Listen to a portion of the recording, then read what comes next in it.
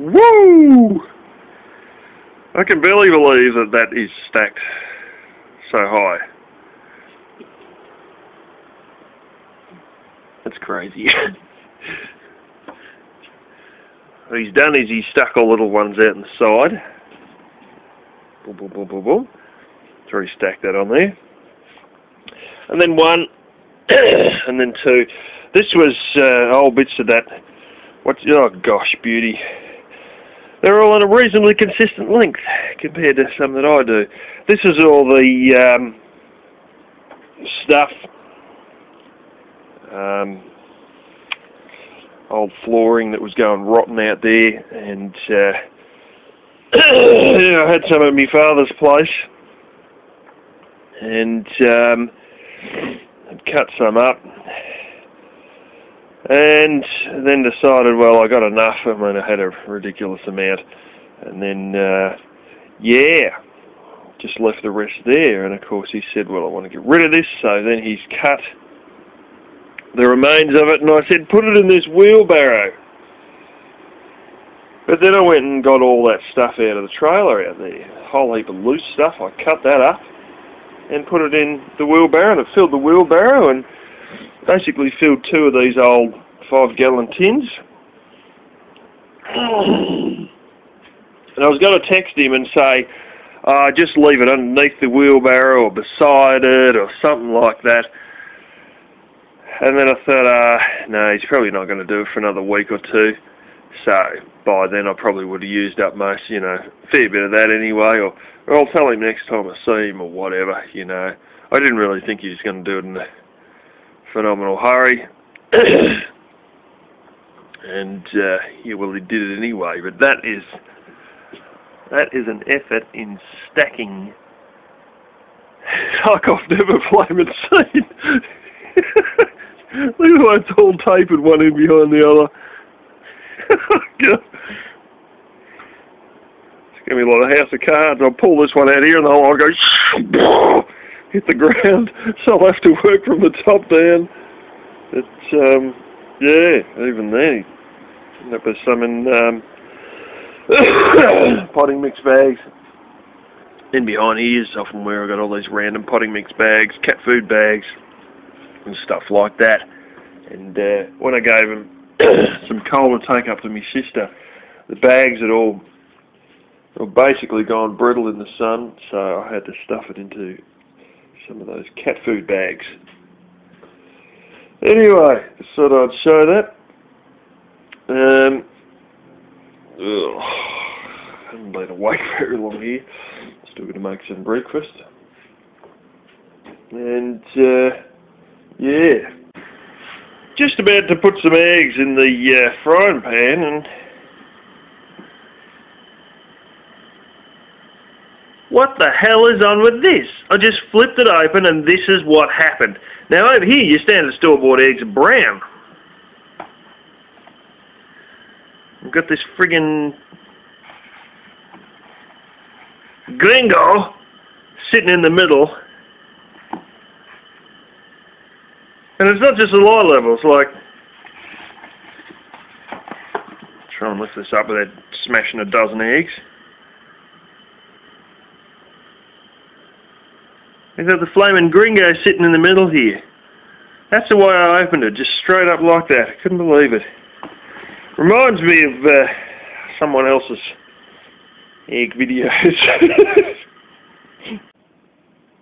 Oh, sun's come out. I got everything on the charge. I ran that thing to within 15% of its battery. No, 6% of the battery the other day. So, yeah, it's needing a good charge. Anyway,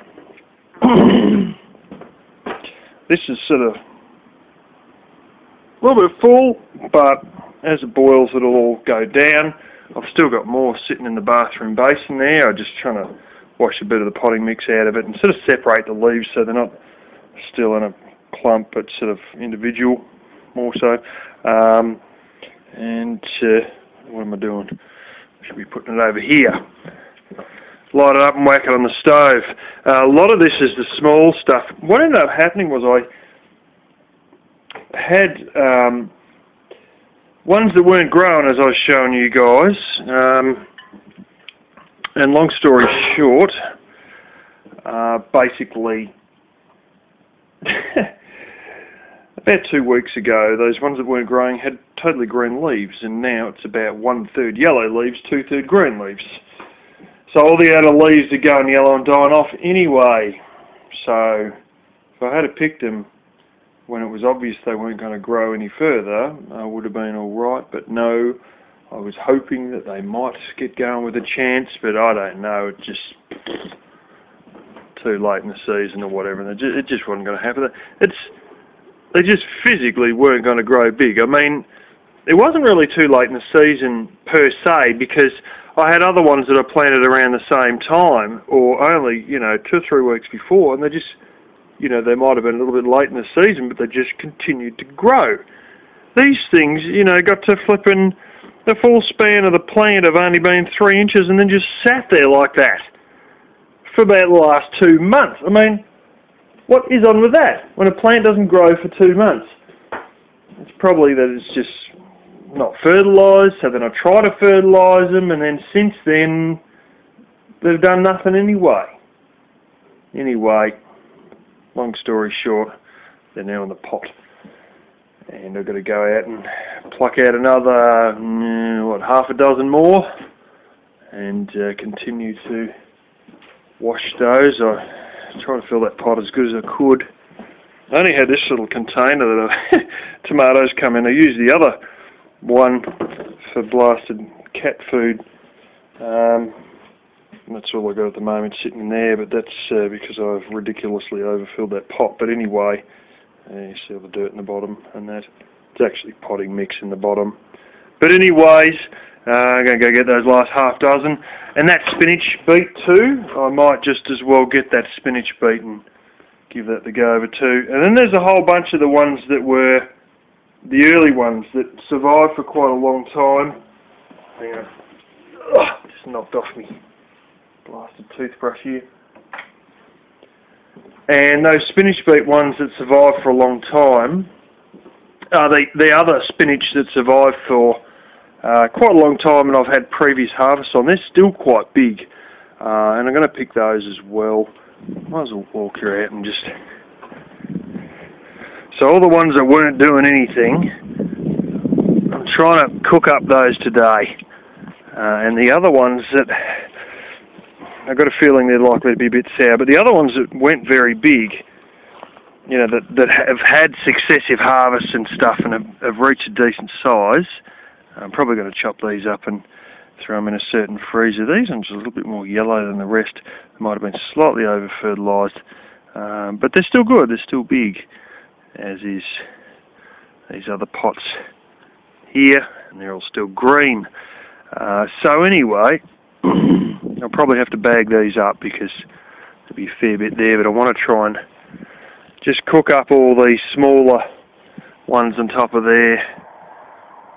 Ooh, there's more than half a dozen. It's probably about, by the time I get the spinach, but it's probably another 10 or 11 actually. This guy's still going alright, the kale. I showed him the other day. I might leave him till later.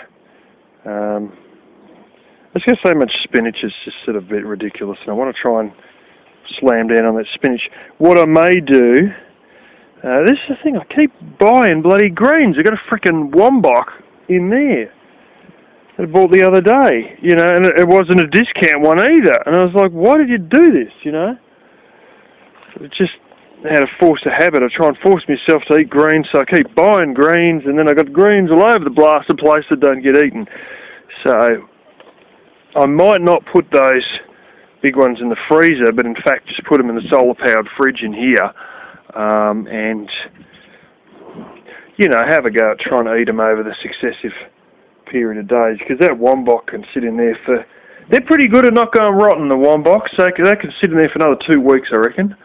And the spinach could probably sit in there for another 2 weeks, because, hey, it's still live at this moment. But all this gnarly small ones, I'll get them out of the way and probably eat the bigger ones over the rest of this week.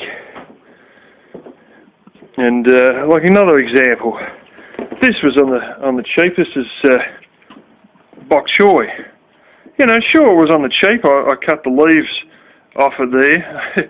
So many times I cut the leaves off. So I'll get to these white stems, and at the end of the day I'll throw them out to the sheep anyway. But, you know, this is like half price, but then what did I bother buying it for? Like, I've got so much stuff. Might have been half price, but like the old saying goes,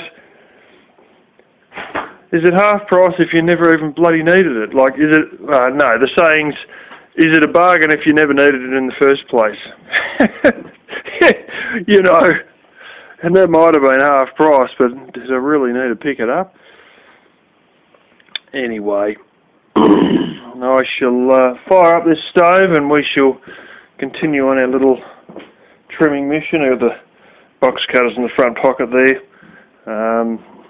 Weapon of choice, they're always guaranteed sharp, and if they're not, I'll go and get another set of box cutters. So I got quite a few of them, and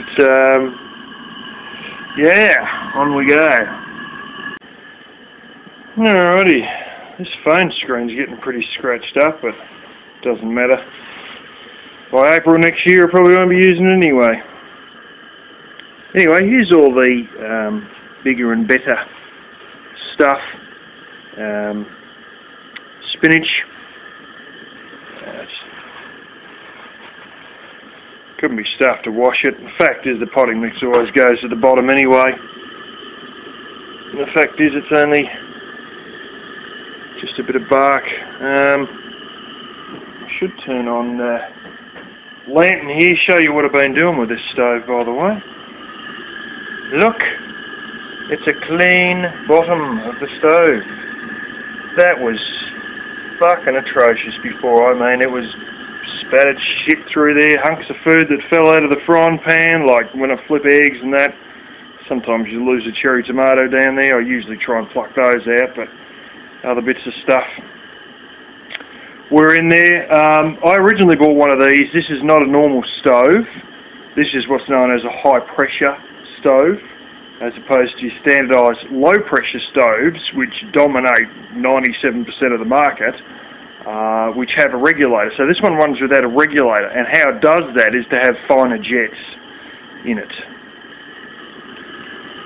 So anyway, this is the second one I bought.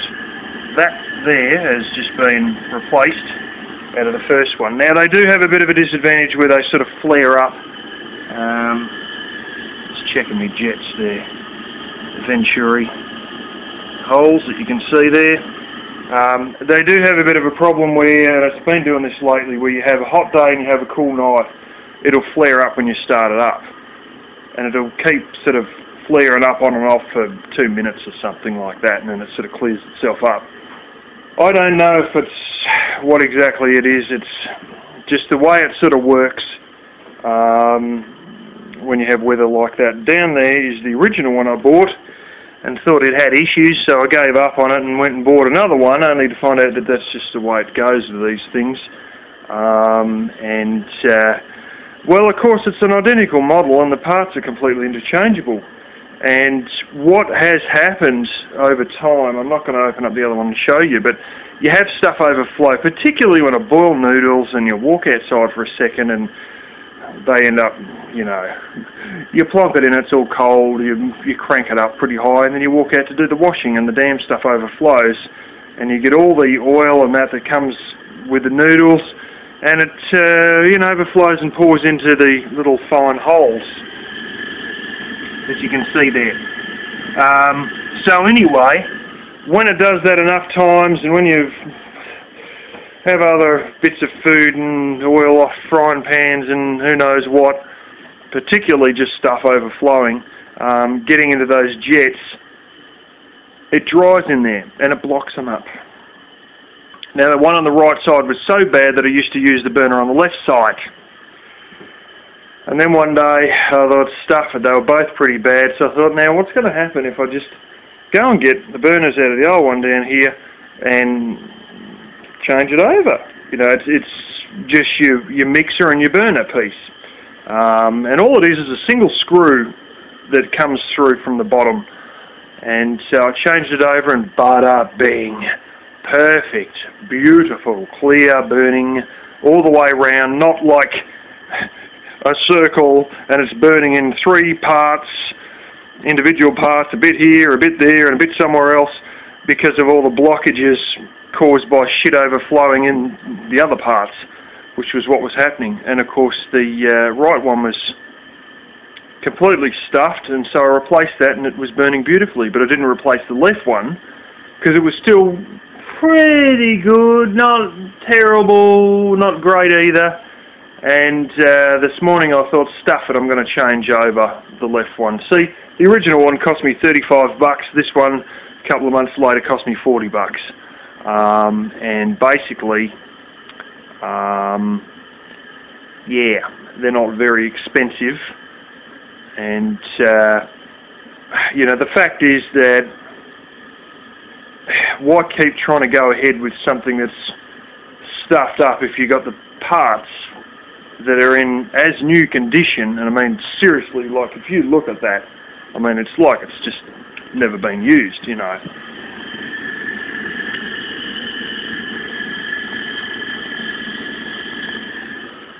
So if you got those parts that are in basically new condition, why keep struggling on? Why not just change it over anyway? And eventually those two will block up, and at that time I will just pitch the whole thing, and I'll probably get a Coleman one with a regulator that won't have flare-ups, and they've got a nice one that's got, well, a little, like its own little barbecue piece that you can stick on there, like it's a cast iron frying pan that clicks into the top of it, and some of them have got a grill that goes underneath, and blah blah blah, and you can buy a stove attachment that will sit in between your wind guards slash splash guards that clicks in. You can actually buy a stove attachment for this one that will fit on this one, but if I get a nice Coleman one and get the like what I mean, not the stove, the oven attachment. So you can get an oven attachment for this one. It's fairly tall. But, you know, I'll get a Coleman one and I'll buy the oven attachment and everything on the same day that I buy the stove, and, you know, get the one with the grill and all the fandangles. Once these two jets are completely, well, not jets, but burner rings are completely blocked. So anyway, I don't have a great deal. I've got to piss off about 12:30. I was going to boil myself some potatoes, and I realised by the time they won't even finish boiling, it'll be time to go to work, so sort of make a quick video instead. Yeah. What else has been going on? Not much. I've just plonked this down here, put a new blade in it. My father may be starting to burn box thorns down there. Of course, he's retired, and you know, it's obviously green enough, and so he's going to go over the end of the hill with a whole bunch of chipboard sheets and stuff that we got out of that church gear, and yeah, have a go at burning that. He asked where the diesel was and if he could have a saw, reciprocating saw, ready to go. Yeah, I just about ran out of laundry and I was doing laundry. So that was sort of unexpected, and then I realised, hell, I'm wearing moleskins to work that are sort of a little bit too tight, but nothing a belt won't fix. So yeah, these used to be my uncle's, but they've become rather stained and that. These are, those of you who don't know, these are effectively jeans, 90% cotton, 10% wool. These are fantastic in cold weather, I'll tell you what. Anyways, I don't think there's a great deal more else to point out. Oh yeah, Ginger Cat's been eating a bit of food. I was going to go and get some more food today, but time isn't really going to allow for all that. I've got an extra box of cat food in there that's my backup box, and she's got enough there that'll last her for another blasted 4 or 5 days at least. And yeah. Anyway, I think that's about it really. We still are getting coolish nights, but we're starting to have some warmer ones now. And we had a night the other night that was literally like 71 Fahrenheit, 69 Fahrenheit, 19, 20 degrees Celsius. And so things are getting a little bit better. Oh yeah, I got one of those little couple things for the kitty. Not exactly for the kitty, but for the proceeds of therefore having kitty, which would be a lint brush to get the lemon hair off my beard. She's molting at the moment. And then I got one of these, which is all these other stupid brushes on 12, 15 bucks for them. This one's one of these flea combs, which, not that I'm trying to comb out fleas, but when you've got a fine comb like that, A, it's a pet comb, B, it gets all this flippant hair that she's molting out of her back. So I usually give her well, not usually, but the last couple of days I've been giving her a comb every morning, and she sits there like she's getting patted. She's not quite like she's getting patted. It's a little bit too deep sometimes for her, but all the ends of those are all rounded off and everything, so, yeah. But anyway, that's about that, I think. Isn't it right, Pussy? I was a bit annoyed. That flippin' leg of lamb, she didn't eat it. Wouldn't touch it. Took the biscuits out, put them in the thing where the other biscuits were. All she had was that thing of lamb for like a day and a half, and she just would not touch it. And I chucked it out there. I actually cut it up a little bit, thinking that she might be able to get her jaws into it, or teeth into it. I know she can because I've seen Tabby Cat doing it. So that's still there, by the way. Little incident with rabbit guts. So I left it out to get washed by rainwater coming off the edge of this. And I cut it up a little bit, and she still wasn't going to eat it. So I threw it out here, and I thought, well, Ginger Puss will eat it. Ginger Puss didn't eat it. No. Some flies started to do their thing. I threw it over the fence, and certain people like crows, not certain people, but certain animals like crows, are probably taking care of something that the cat wasn't going to eat, and I was a bit pissed off, because quite honestly I was going to eat it. And then I sort of started to wonder, why didn't she eat it? Is there something really wrong with it? Is it like my father said, there may be a disease in it? Why isn't she eating it? What is going on? And so the other one that's still in the freezer, I really question if I should eat it if the cat wasn't going to eat the first one. It just, yeah, maybe she's not used to lamb, maybe she's only had mutton, which is older sheep. There's not that much of a flavour difference unless they're really young, and this one was really young, so there probably is a bit of a smell difference to it. Apparently the real young ones, they get a bit of a milky taste to the meat, especially ones that are still feeding off their mother. And this one, should have almost been weaned off, I suppose, but the cat didn't want to touch it. So then you question, like, should I really eat the second one, or maybe I should just get it out of the freezer and fling it over the fence too, and leave it to the crows. Yeah, on that, I got a couple of baby magpies that have been in this tree, and I saw them this morning in there. They're nearly full grown, but you can sort of tell because it's still crowing to the mother to give it food, even though it's almost the same size as the mother. And the other thing is the black and white on the magpies be very distinct black and very distinct white, like your cat here. Whereas there'll be bits of black or grey mixed in with the white and all that, and it's not a really defined super white and super black with the babies, and that's the dead giveaway, is that they've still got a bit of black feathers in amongst their white. And plus the fact they stand there and keep going about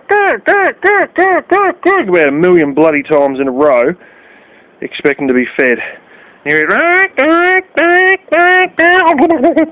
when you hear that, that's when they're getting something stuck in their mouth, given to them by the parrot. And yeah, ones I've got aren't much of a problem. It's pretty common for them to attack people and tear their hair out. And there's even one that's, shall I say, was at the hardware store that's not too far from me work, where I went and bought all the tomatoes. And long story short, it was trying to tear my hair out and every other pedestrian's hair out right out front of the store. And I went back a week later to buy more tomatoes for the church garden, and I see a baby magpie laying dead on the ground. Somebody may have taken matters into their own hands, even though that's rather abnormal in the city, and it may not necessarily have involved a gun. I don't think it would have. It may have involved other means like a slingshot or something.